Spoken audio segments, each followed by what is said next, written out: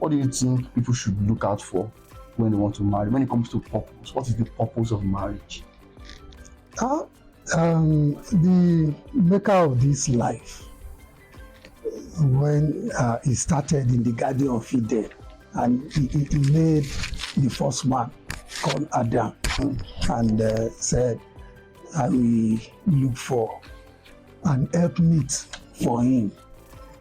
The Creator started this idea of marriage by himself, because man cannot just be alone for too long.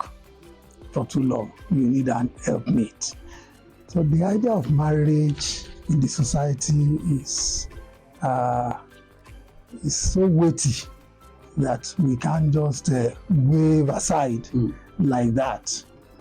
A man and a woman must come together, regardless of this modern days thing when we are talking of lesbianism or gay or whatever.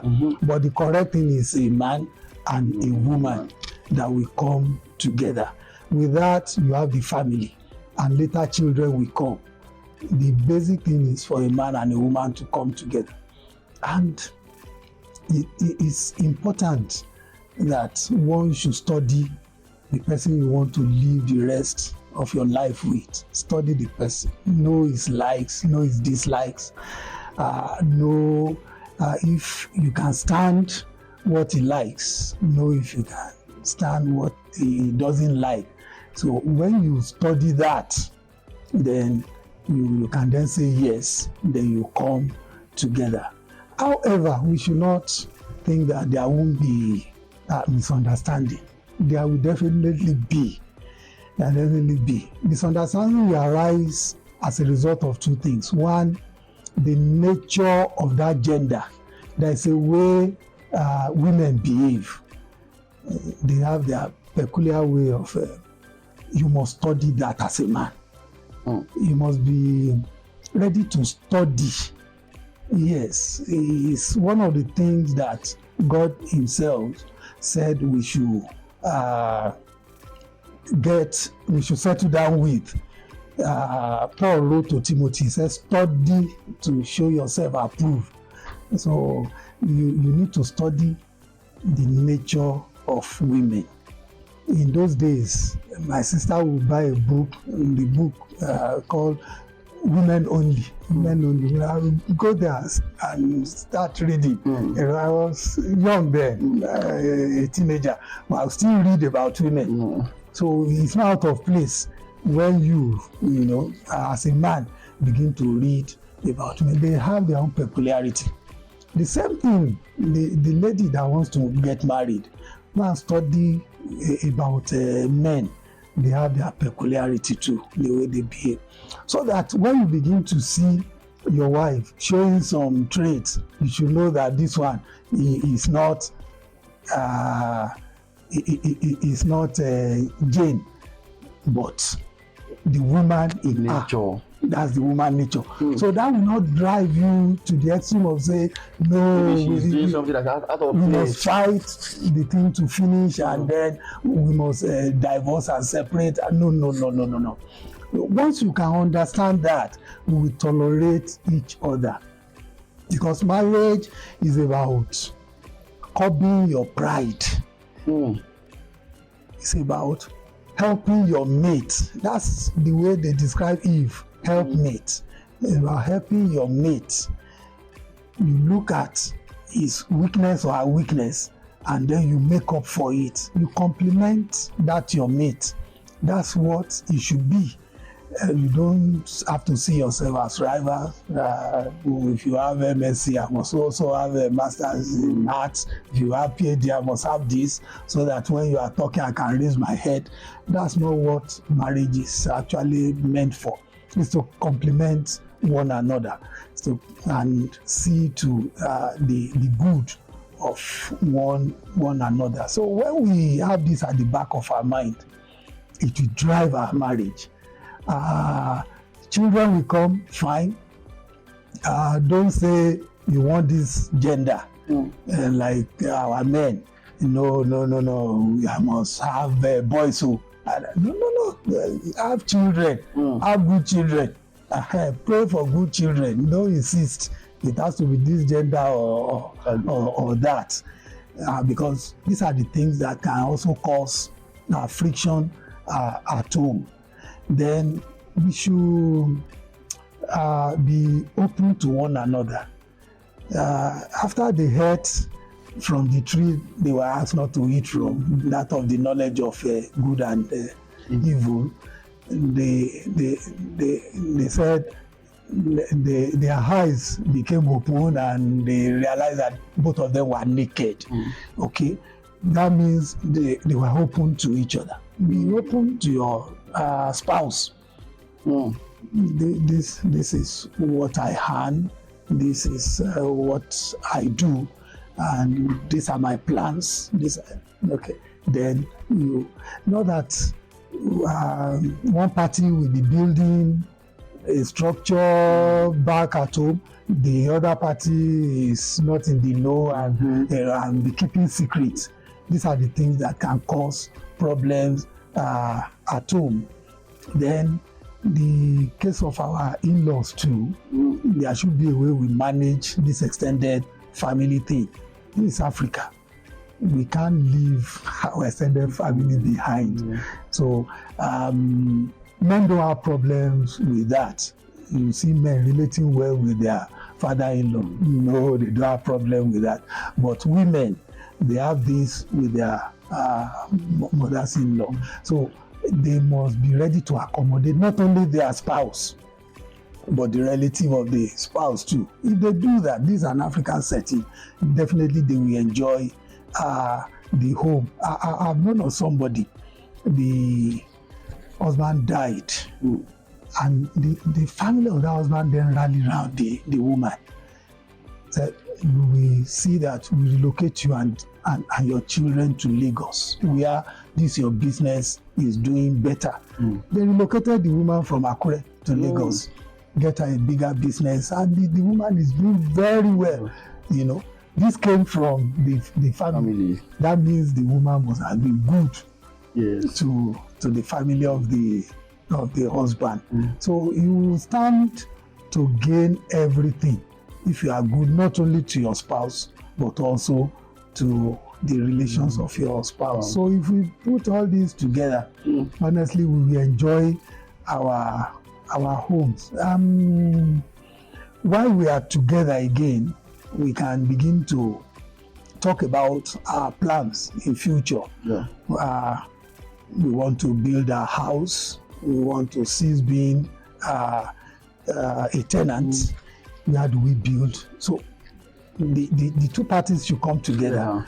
We build where we work, or we build at our home of origin, and so it will now be the common decision. You know, that looking out for the other person. Yes, so just like you said. So that you as a man, you don't just come and impose your own idea because my father built at home. So we must also first go home and build our own house first. Then before we start to build where we are doing our work, you know, let the thing come as an agreement between the two parties. The originator of a marriage in the book of Malachi says, I hate divorce. So we should not push our disagreements to the level of separation or divorce. If there's any disagreement, there are marriage counselors outside there, like you said. We can approach some of them that are very sincere. We can catch some even online, you know, pick their YouTube what have you, and then play and look at it, which you can come together and study the thing and get over this disagreement. It will always be there. Wherever you have people, there will be friction. Put two people together in a room, we have reason to quarrel, but we quarrel to resolve. And then when we resolve, so that we can quarrel again. That's life. So we must be ready to resolve whatever disagreement is between us. Marriage is sweet. I got married in 1998, February 21. So this month it will be 25 years. Oh my God! 25 years. And we thank God. No, we'll quarrel, but we'll settle it. Quarrel, settle. We are managing ourselves. Yes. Any personal antidote? Let me call it that antidote that you think you've used for 25 years that has made your own solid as a leader of the home. We will first of all give thanks to God that has helped us to stay together. Like I said, there is no home without its own problem. And I remember I discussed one problem with a friend, and that friend just looked at me and laughed. You know, the kind of laughter you laugh and raise your head. Yes. And look, this one thing that you are complaining about, is this one a problem? Have both of you fought on the street and they are trying to separate you before? No, I know nothing of sort. You have not started. So go and sit down. Wow. You know? So we must be ready to take the weakness of the other party and not to capitalize on that weakness. And then the misunderstanding will now degenerate to something that you find difficult to resolve. Because the problem will always come from what your interest is, which is not my own interest. Yes. And because we are not the same, even twins from the same womb, and they will still fancy, when it comes to level of fancy, what they fancy will definitely be different. But there can always be a common ground when it comes to things that you want. It has to be a Jeep. That must be our first car, you know. And because the other party is not trying to agree that it should be a Jeep, why not start with a saloon? Let's start with a saloon. Okay, a station wagon to start with, and thereafter we talk of a Jeep. And you know, people we escalate that. Because it's bringing in more money than that's why he's insisting that it has to be this. Little things like that. So it's this thing that is causing a problem among the, you know. So two major things actually cause problem at home. One is the issue of money, how we spend this money. So if there is no agreement on how we spend money, it will cause problem. You may be bringing enough money. So you may be bringing a lot of money, but the other party will tell you it's not sufficient. Probably you are earning 500,000 naira a month, and because of religion, you take the tithe away and offering, you are left with say 400,000. And you are bringing home maybe 300,000, you know, it's possible for the other party to still feel that you are not doing enough, you know, but because you have not sat down to discuss the way the remaining 100,000 is being spent. So if you are able to discuss the nitty-gritty as touching money, then we should expect a little problem back at home. The second thing has to do with sex. These days we talk about sex in the open, even we still teach it in primary school like that. The urge for the man is always higher than that of the woman. So the man will make demands a lot. So it's now left for the woman to adjust, you know, to the request of the man. And at the same time, the man also must also adjust. It's not every time that you are, you know, interested that you think you must get it. So these are the two things. Because when people go to marriage counselors and they ask them, what's the problem? So, you cook beans. He burnt it. She burnt. She cooked rice. She burnt. Why is she late in the night? They will be talking about burnt rice and burnt beans. Meanwhile, the burnt thing in the bedroom, they will not talk. So these days, we should be able to discuss it. So if we can address these two things, honestly, we will enjoy our Definitely. our home. Thank you, Prof. Thank you very much about that. That viewers, you have it. Discuss sex with